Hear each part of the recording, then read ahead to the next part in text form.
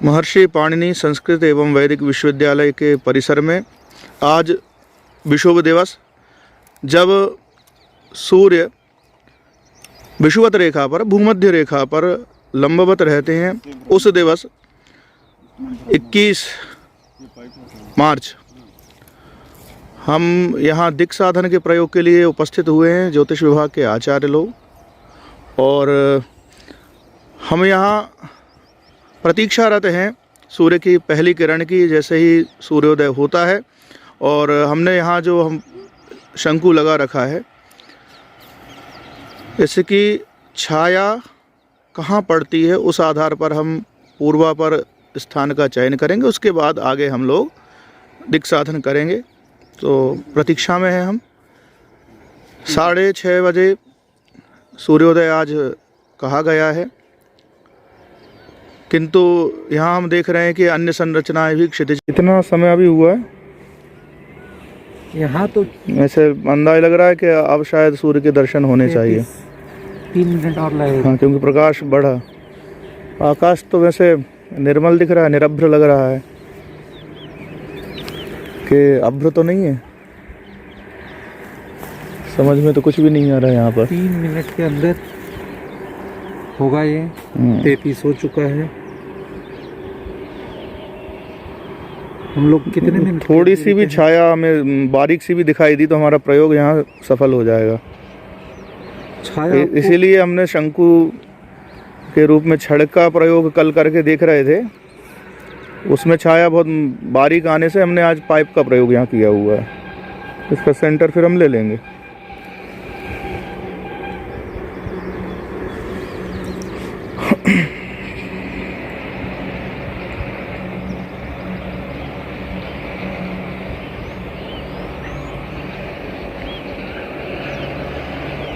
इस पर कंपास पर देखिए जरा कौन सी दिशा पूर्व दिख रही है, कहाँ से ये आए आए आए आए आए। सूर्य भगवान के दर्शन होने लगे हैं, लेकिन अभी चूंकि बिल्कुल लालिमा है तो वहाँ प्रकाश की किरण। अरे महाराज सूर्य नारायण, जरा थोड़ा फोकस बढ़ा दो कि थोड़ा ऊपर आएंगे तो आपका फोकस बढ़ जाएगा। अभी ऊपर नहीं है भाई, बारीक सी भी छाया दिखाई दे जाए। हाँ, वैसे ये बात हो रहा है कि हमने इससे छाया कल्पित कर रखी है। हमने बिल्कुल सूर्य नारायण को अपने शंकु यंत्र की सीध में रखे हुए हैं वीडियो में। ताम्रा कपिलो वार्का शिशिरे हरिकुमकुमत छबिश मधु। हरिकुमकुम के समान वर्ण इस मधु ऋतु में, वसंत ऋतु में कहा गया है। हम देख रहे हैं भगवान हरि को जो कुमकुम प्रिय है, उसी तरह का यहाँ केसरिया वर्ण सूर्य में दिखाई दे रहा है। तो इस ऋतु के अनुकूल ही वर्ण दिखाई दे रहा है। वैसे हरि शब्द स्वर्ण के वर्ण, स्वर्ण वर्णो हरिस्मृतः, स्वर्ण के रंग को भी, सुनहले वर्ण को भी हरि कहा गया है। तो हरि और कुमकुम दोनों अलग अलग ले, उस दृष्टि से भी। अब देखिए थोड़ा फोकस बढ़ रहा है प्रकाश का, और छाया दिखने की स्थिति अब शायद निर्मित हो।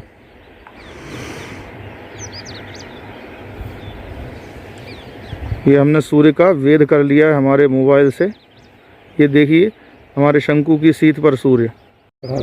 यही प्रायोगिक है। हम लोग कल कल्पना किए हुए थे कि जैसे ही सूर्य दिखेंगे और एकदम से प्रकाश आएगा और छाया बनेगी, लेकिन अभी जब हम वास्तविक रूप में देख रहे हैं तो यहाँ बिल्कुल छाया बनने योग्य प्रकाश अभी है ही नहीं सूर्य के दिखने के बाद भी। और यदि ऐसी स्थिति रहती है तो हमारे पास फिर केवल एक ही उपाय है कि हमने सूर्य को जो वेध किया हुआ है यहाँ से, उसी आधार पर हम पूर्वापर रेखा बना लें। प्रखर मुद्रा में ही आए हैं, बाल्यावस्था में चल रहे हैं, यौवनावस्था को प्राप्त हो रहे हैं। अब देखने लायक नहीं सूर्य भगवान। जैसे यौवन अवस्था में आएंगे तभी हमारा कार्य सिद्ध हो पाएगा। आंखों के लिए नुकसानदायक है इसके बाद। देखिए प्रकाश की स्थिति तो यहाँ नहीं बनी है, लेकिन हमने यहाँ वेद द्वारा एक दूसरे तनुकाय शंकु से वेद किया हुआ है। देखिए अच्छी है तो ये बस क्योंकि हमें ये है, एक इधर लगा लो, ये और आगे करो।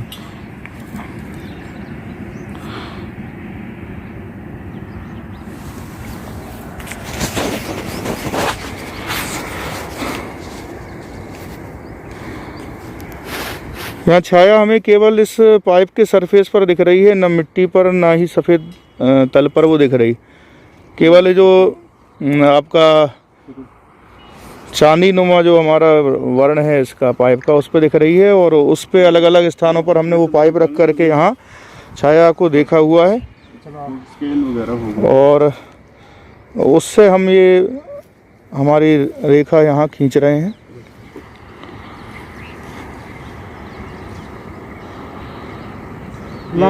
सीधा उंगली से खींच लें, फिर उस पर चूना बाद में डाल लेंगे। अब कुछ नहीं करना, अब सीधा वो करेंगे। हाँ,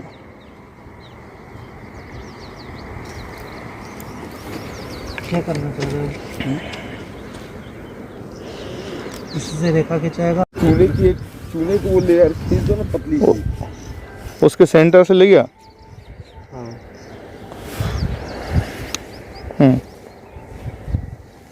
हाँ बस यही हम बोल रहे हैं। अब ये पाइप हटा दो, पाइप हटा दो। एक मिनट, इस पे छाया कहीं से भी कुछ दिख पा रही है क्या? हाँ दिख रही है ऐसे करके। ये हाँ, ये देखिए, ये आचार्य विजय जी के हाथ पर वीडियो में नहीं दिख पाएगी, वीडियो में नहीं इस पे दिख रही है क्या? वाह वाह, विनोद जी की शर्ट पर दिख रही है छाया, लेकिन बिल्कुल आपको करीब से देखने पर ही दिखाई देगी। बहुत करीब से अगर हम देखें तो शायद वीडियो में दिखाई दे पाए। तो महात्मा जी का हिलाओ ना हाथ खुद। चलो कोई बात नहीं, अब जो है ठीक है। इसको पाइप को हटा।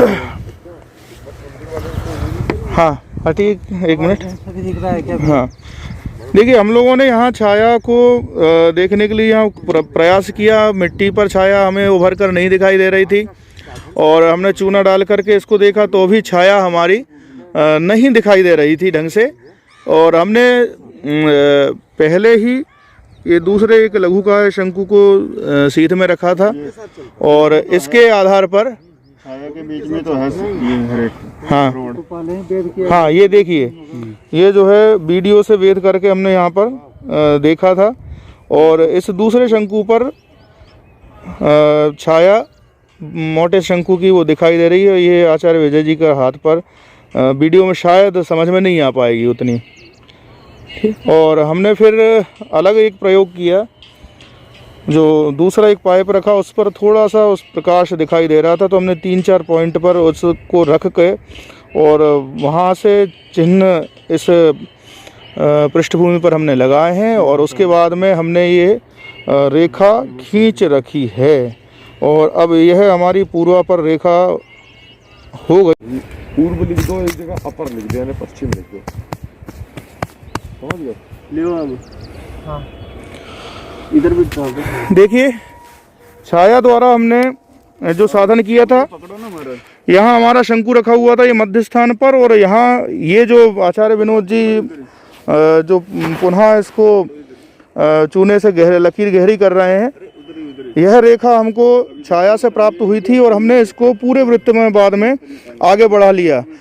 अब नहीं लिए यहाँ वीडियो आचार्य उपेंद्र भार्गव जी। आपका करेक्ट है, करेक्ट है, यहाँ 2 इंच ज़्यादा है।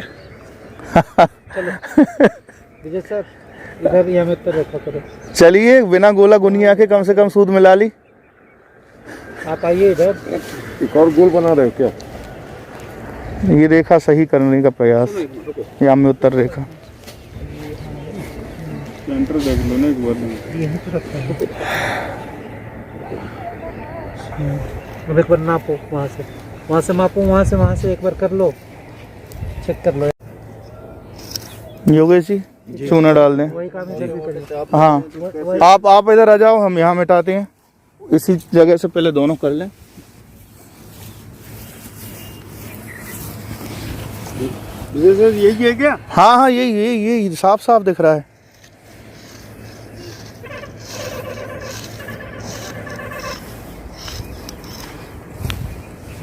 इसको थोड़ा इसी तरह से रखे उठाओ। ये तो प्रेस करना हुआ, ये तो क्या नहीं, ये तो अब वो ले जाना ऊपर तक, ले जाना ऊपर तक, ले चल, ले जाओ हाँ ले जाओ ऊपर तक, ले जाओ बस ऊपर तक फ्रंट ना। हाँ बस करना चाहिए। हाँ बस, हाँ खींच के वहाँ तक ले जाओ, वहाँ तक ले जाओ। ये पूरी वृत्त बना लो ना आप, पूरा अर्धवृत्त बन जाएगा तो मत्स्य पूरी आपकी मत्स्य यहाँ पर बन जाएगी। अब आ जाए इस तरफ में, अब इधर आ जाओ। अब इसमें बस पूरा वृत्त नहीं बनाना, हमें बस मत्स्य बनाना है। पूरे पे हाँ इतने पर आधे वृत्त पे डाल दो चूना। कहाँ से लिए थे? इस पॉइंट से लिए थे ना आप? यहाँ से लिए थे ना? आधे वृत्त पे डाल दो चूना। हाँ बस ऐसे खींचते हुए ले जाओ, अब यहीं से खींचते हुए ले जाओ।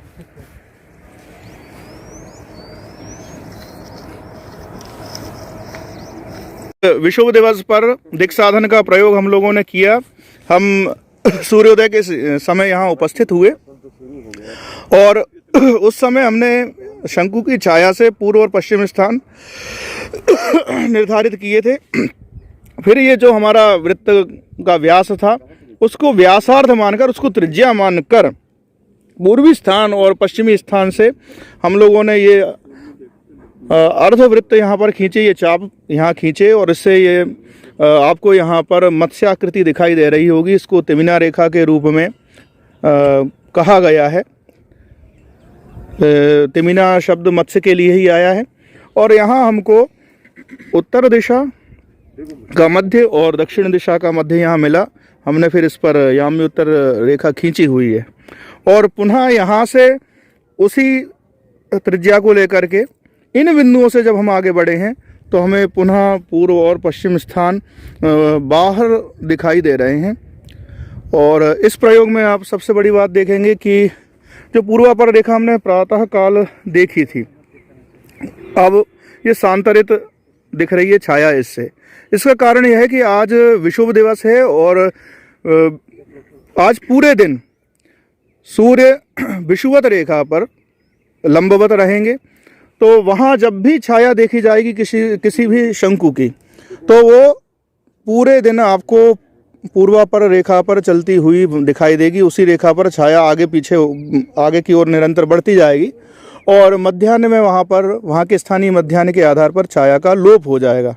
किंतु हम 23 अंश 11 कला उत्तर में है, उज्जैन में है, तो स्वाभाविक है कि हमारे यहाँ छाया निरंतर मूव करती हुई दिखाई देगी और शाम को पुनः आपको छाया इसी रेखा पर, जो पूर्वापर रेखा है, पूर्व पश्चिम को मिलाने वाली रेखा, सूर्यास्त के समय इसी रेखा पर छाया आपको पुनः प्राप्त हो जाएगी। ये पूरा ऐसे घूम करके इस रूप में यहाँ है, थोड़ी सांतरित हुई है, फिर ऐसे करते करते करते और मध्याह्न में इस बिंदु पर छाया दिखाई देगी और सायंकाल की स्थिति ये।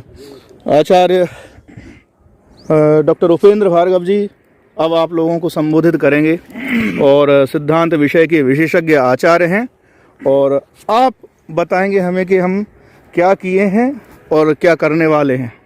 नमस्कार। जैसा कि आप लोग देख पा रहे हैं, यहाँ पर कुछ ज्यामितिक आकृतियाँ आपको दिखाई दे रही हैं। इसे हम कहते हैं दिक् साधन।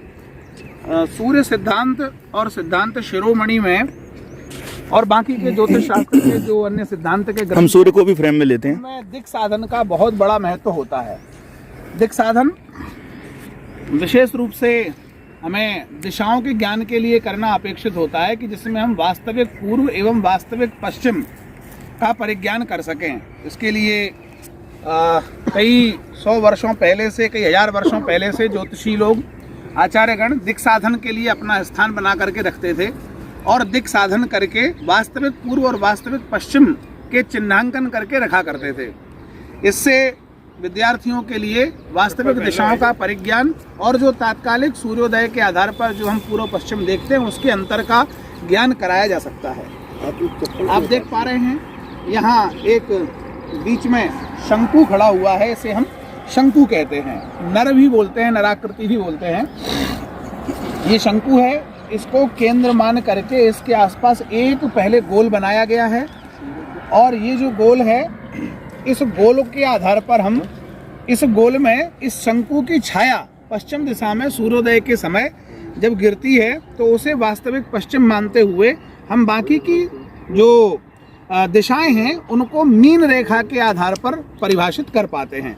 तो आप देख सकते हैं कि इस एक गोल को केंद्र में लेकर के इसके आसपास में हमने कुछ मछली की आकृति की रेखाएं बनाई हैं, मीन आकृति जिसे हम कहते हैं। तो पूर्व के और पश्चिम के दोनों के संयोग से एक जो मछली की आकृति की मीन रेखा बनी हुई है वो पूर्व और पश्चिम की दिशाओं को परिभाषित करने के लिए उसका प्रयोग होता है, और इन्हीं को केंद्र इस गोल को केंद्र में रखते हुए उससे वास्तविक उत्तर और दक्षिण की ओर जाने वाली भी एक मछली की रेखा, मछली आकृति की रेखा, तिमिना रेखा बनाई गई है। ये उत्तर और दक्षिण दिशा को परिभाषित करने के लिए, परिज्ञात करने के लिए इसका प्रयोग हम करते हैं। तो ये जो है मूल रूप से शंकु की छाया सूर्योदय के समय में जिस दिशा में, जिस स्थान पर सूर्योदय से लगते हुए जहाँ पतित होती है वो उसका वास्तविक पश्चिम होता है। तो जैसे अभी हम देख पा रहे हैं कि शंकु की छाया जो हमारी पश्चिम रेखा हमने बनाई है उस पश्चिम रेखा के ऊपर चलते हुए और जहाँ पर मछली का पूंछ जहाँ दिखाई दे रही है उसके आगे तक निकल जा रही है। तो वस्तुतः ये परिभाषित ये करती है कि जो आपका शंकु की छाया जिस दिशा में जा रही है वो वास्तविक पश्चिम हुआ, अर्थात ये वास्तविक पश्चिम तत्काल में सूर्य के ऊपर जाने पर जो है अभी इसके रेखा का विचलन हो गया है, लगभग 2 इंच का इसमें अंतर आ गया है। अगर इसे हम सूर्योदय के समय क्षितिज पर लगे हुए सूर्य के समय देखते हैं तो यही रेखा हमें, ये जो छाया है शंकु की, वो हमें स्पष्ट इस रेखा के ऊपर दिखाई देती है। तो ये हमारा आज के दिन का वास्तविक पश्चिम जिसे हम कह पाएंगे, ये वास्तविक पश्चिम है, और इसके ठीक सामने वो जो है वास्तविक पूर्व होगा। और इसी आधार पर जो है इसको हम वास्तविक पश्चिम को केंद्र में करके उत्तर और दक्षिण दोनों को मछली की आकार से परिभाषित करते हैं। तो इस आधार पर हमें वर्ष में कभी भी यदि ये ज्ञान करना हो कि भाई सूर्य जो है वो उत्तरायण में कितने अंश आगे झुक गया है या कि दक्षिणायन में कितने अंश आगे झुक गया है, तो उसकी जो रेखा गिर रही होगी वो रेखा और ये वास्तविक रेखाओं के अंतर से हम प्रतिदिन का जो अंतर होता है सूर्योदय का उसको छात्रों को बता सकते हैं। इसमें ये विशेष रूप से उपयोगी होती है। दूसरा, वास्तुशास्त्र में आपको घर मकान इत्यादि निर्माण करना है तो वहाँ भी आपको जो उसका आपको घर का नक्शा इत्यादि बनाना होगा, उसकी दिशाओं का निर्धारण करने में भी अन्य जितने भी ऐसे प्रयोग हैं जहाँ पर आपको दिशाओं का उपयोग करना है उसमें ये यंत्र बहुत उपयोगी होता है। ये आप कहीं भी किसी भी स्थान पर अपनी सुविधा से बना सकते हैं, घर के मकान पर, छत पर, चबूतरे पर, जहाँ आपकी सुविधा हो वहाँ पर, पार्क में, गार्डन में, जहाँ जानकार लोग हैं वो इसको वहाँ अपने स्थान पर बना सकते हैं। इसमें मात्र आपको एक सूत्र, जियोमेट्री बॉक्स की आवश्यकता होती है। तो ये हमारे डॉक्टर शुभम शर्मा जी के सहयोग से जियोमेट्री बॉक्स यहाँ हमें मिला। जियोमेट्री बॉक्स से हमने इसमें विशेष रूप से ये प्रकार है इसका उपयोग किया है जिससे हमें ये मीन रेखा करने में बहुत सहयोग मिला।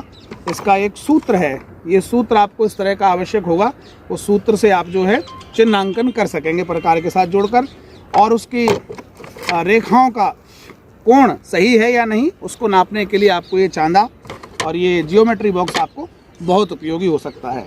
इसके अलावा और भी जो ये शंकु है ये आपको आवश्यक होगा इस रेखा को ज्ञात करने के लिए। बाकी जो प्रबुद्ध हैं लोग, बुद्धिजीवी हैं, उनका सहयोग डॉक्टर विजय कुमार जी हैं, विजय जी हैं, और जो है हमारे योगेश जी, इन सभी ने दिया। डॉक्टर अखिलेश द्विवेदी जी की आज विशेष उपस्थिति रही। और डॉक्टर विनोद कुमार जी का नाम नहीं आया, आपने विजय जी और विजय कुमार जी, अच्छा ऐसा कह दिया कि हाँ, विनोद, डॉक्टर विनोद पांडे जी हैं, और बाकी हमारे डॉक्टर शुभम शर्मा जी ने आज बहुत ही सुबह से 6 बजे से सभी लोग यहाँ आकर के बैठे थे और सूर्योदय की प्रतीक्षा में। हमारे सबसे ज्यादा जिज्ञासु आचार्य अखिलेश द्विवेदी जी, जो कि ज्योतिष शास्त्र में वास्तव में बहुत जिज्ञासु और ज्ञाता भी हैं, केवल जिज्ञासु ही नहीं, ज्ञाता भी हैं, आप उसका ज्ञान भी रखते हैं, फलित ज्योतिष का और बाकी अन्य ग्रंथों को आपने पढ़ा भी है, तो परंपरागत तरीके से आप जिज्ञासु भी हैं और ज्ञाता भी हैं, दोनों ही चीज़ें हैं। आप सभी छात्र लोगों का ज्ञान वर्धन हो, इसके लिए हमने आज ये प्रयत्न किया है। आप सभी को बहुत बहुत शुभकामनाएं, धन्यवाद। और सिद्धांत शिरोमणि में और बाकी के ज्योतिष शास्त्र के जो अन्य सिद्धांत के हम सूर्य को भी फ्रेम में लेते हैं, में दिक् साधन का बहुत बड़ा महत्व होता है। दिक् साधन विशेष रूप से हमें दिशाओं के ज्ञान के लिए करना अपेक्षित होता है कि जिसमें हम वास्तविक पूर्व एवं वास्तविक पश्चिम का परिज्ञान कर सकें। इसके लिए कई 100 वर्षों पहले से, कई हजार वर्षों पहले से ज्योतिषी लोग, आचार्यगण दिक् साधन के लिए अपना स्थान बना करके रखते थे और दिक् साधन करके वास्तविक पूर्व और वास्तविक पश्चिम के चिन्हांकन करके रखा करते थे। इससे विद्यार्थियों के लिए वास्तविक दिशाओं का परिज्ञान और जो तात्कालिक सूर्योदय के आधार पर जो हम पूर्व पश्चिम देखते हैं उसके अंतर का ज्ञान कराया जा सकता है। आप देख पा रहे हैं यहाँ एक बीच में शंकु खड़ा हुआ है, इसे हम शंकु कहते हैं, नर भी बोलते हैं, नराकृति भी बोलते हैं। ये शंकु है, इसको केंद्र मान करके इसके आसपास एक पहले गोल बनाया गया है और ये जो गोल है, इस गोल के आधार पर हम इस गोल में इस शंकु की छाया पश्चिम दिशा में सूर्योदय के समय जब गिरती है तो उसे वास्तविक पश्चिम मानते हुए हम बाकी की जो दिशाएं हैं उनको मीन रेखा के आधार पर परिभाषित कर पाते हैं। तो आप देख सकते हैं कि इस एक गोल को केंद्र में लेकर के इसके आसपास में हमने कुछ मछली की आकृति की रेखाएं बनाई हैं, मीन आकृति जिसे हम कहते हैं। तो पूर्व के और पश्चिम के दोनों के संयोग से एक जो मछली की आकृति की मीन रेखा बनी हुई है वो पूर्व और पश्चिम की दिशाओं को परिभाषित करने के लिए उसका प्रयोग होता है। और इन्हीं को केंद्र इस गोल को केंद्र में रखते हुए उससे वास्तविक उत्तर और दक्षिण की ओर जाने वाली भी एक मछली की रेखा, मछली आकृति की रेखा, तिमिना रेखा बनाई गई है। ये उत्तर और दक्षिण दिशा को परिभाषित करने के लिए, परिज्ञात करने के लिए इसका प्रयोग हम करते हैं। तो ये जो है मूल रूप से शंकु की छाया सूर्योदय के समय में जिस दिशा में, जिस स्थान पर सूर्योदय से लगते हुए जहाँ पतित होती है वो उसका वास्तविक पश्चिम होता है। तो जैसे अभी हम देख पा रहे हैं कि शंकु की छाया जो हमारी पश्चिम रेखा हमने बनाई है उस पश्चिम रेखा के ऊपर चलते हुए और जहाँ पर मछली का पूंछ जहाँ दिखाई दे रही है उसके आगे तक निकल जा रही है। तो वस्तुतः ये परिभाषित ये करती है कि जो आपका शंकु की छाया जिस दिशा में जा रही है वो वास्तविक पश्चिम हुआ, अर्थात ये वास्तविक पश्चिम तत्काल में सूर्य के ऊपर जाने पर जो है अभी इसकी रेखा का विचलन हो गया है, लगभग 2 इंच का इसमें अंतर आ गया है। अगर इसे हम सूर्योदय के समय क्षितिज पर लगे हुए सूर्य के समय देखते हैं तो यही रेखा हमें, ये जो छाया है शंकु की सूर्योदय से लगते हुए जहाँ पतित होती है वो उसका वास्तविक पश्चिम होता है। तो जैसे अभी हम देख पा रहे हैं कि शंकु की छाया जो हमारी पश्चिम रेखा हमने बनाई है उस पश्चिम रेखा के ऊपर चलते हुए और जहाँ पर मछली का पूंछ जहाँ दिखाई दे रही है उसके आगे तक निकल जा रही है। तो वस्तुतः ये परिभाषित ये करती है कि जो आपका शंकु की छाया जिस दिशा में जा रही है वो वास्तविक पश्चिम हुआ, अर्थात ये वास्तविक पश्चिम तत्काल में सूर्य के ऊपर जाने पर जो है अभी इसकी रेखा का विचलन हो गया है, लगभग 2 इंच का इसमें अंतर आ गया है। अगर इसे हम सूर्योदय के समय क्षितिज पर लगे हुए सूर्य के समय देखते हैं तो यही रेखा हमें, ये जो छाया है शंकु की वो हमें स्पष्ट इस रेखा के ऊपर दिखाई देती है। तो ये हमारा आज के दिन का वास्तविक पश्चिम जिसे हम कह पाएंगे, ये वास्तविक पश्चिम है और इसके ठीक सामने वो जो है वास्तविक पूर्व होगा। और इसी आधार पर जो है इसको हम वास्तविक पश्चिम को केंद्र में करके उत्तर और दक्षिण दोनों को मछली की आकार से परिभाषित करते हैं। तो इस आधार पर हमें वर्ष में कभी भी यदि ये ज्ञान करना हो कि भाई सूर्य जो है वो उत्तरायण में कितने अंश आगे झुक गया है या कि दक्षिणायन में कितने अंश आगे झुक गया है, तो उसकी जो रेखा गिर रही होगी वो रेखा और ये वास्तविक रेखाओं के अंतर से हम प्रतिदिन का जो अंतर होता है सूर्योदय का उसको छात्रों को बता सकते हैं। इसमें ये विशेष रूप से उपयोगी होती है। दूसरा, वास्तुशास्त्र में आपको घर मकान इत्यादि निर्माण करना है तो वहाँ भी आपको जो उसका आपको घर का नक्शा इत्यादि बनाना होगा, उसकी दिशाओं का निर्धारण करने में भी, अन्य जितने भी ऐसे प्रयोग हैं जहाँ पर आपको दिशाओं का उपयोग करना है उसमें ये यंत्र बहुत उपयोगी होता है। ये आप कहीं भी किसी भी स्थान पर अपनी सुविधा से बना सकते हैं, घर के मकान पर, छत पर, चबूतरे पर, जहाँ आपकी सुविधा हो वहाँ पर, पार्क में, गार्डन में, जहाँ जानकार लोग हैं वो इसको वहाँ अपने स्थान पर बना सकते हैं। इसमें मात्र आपको एक सूत्र, जियोमेट्री बॉक्स की आवश्यकता होती है। तो ये हमारे डॉक्टर सोम शर्मा जी के सहयोग से जियोमेट्री बॉक्स यहाँ हमें मिला। जियोमेट्री बॉक्स से हमने इसमें विशेष रूप से ये प्रकार है इसका उपयोग किया है जिससे हमें ये मीन रेखा करने में बहुत सहयोग मिला। इसका एक सूत्र है ये सूत्र आपको इस तरह का आवश्यक होगा।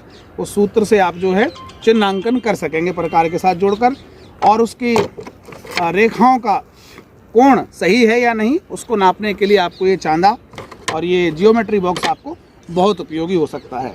इसके अलावा और भी जो ये शंकु है ये आपको आवश्यक होगा इस रेखा को ज्ञात करने के लिए।